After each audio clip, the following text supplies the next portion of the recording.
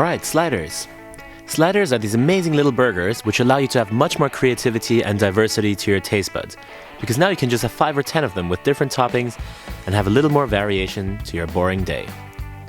To start off, we're going to start creating our mise en place, which means we have to get all ingredients ready before we start cooking so we're organized and don't have any problems assembling.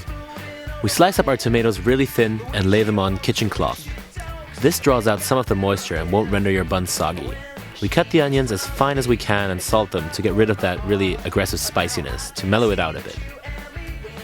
The salad we're going to use is going to be a wild rocket salad with other baby leaves, but I just really wanted to focus on the rocket for that peppery kick.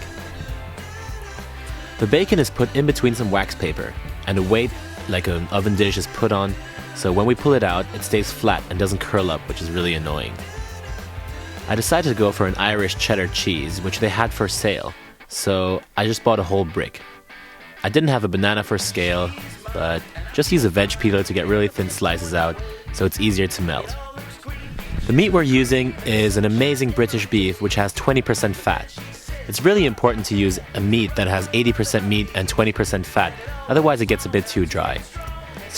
Weigh out your meat to 100 gram portions, which is fairly generous for a slider. We have all our components ready, which is our mise en place done. So, to fry our burgers, we need to heat up a nice large frying pan and place them in the middle, flatten them out with something like a pot covered in aluminum foil until they have 1 centimeter in thickness. Flip them once a nice crust has formed, and cook them for another minute. These things are really thin, so they cook in no time.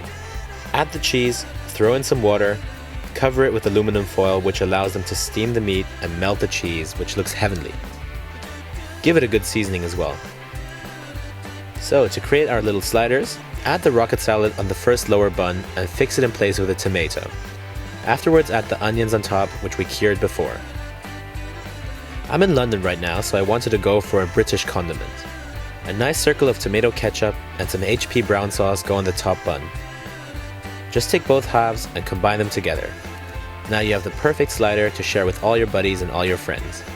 This is perfect for parties because everyone can choose their own condiments, with everyone ending up super happy.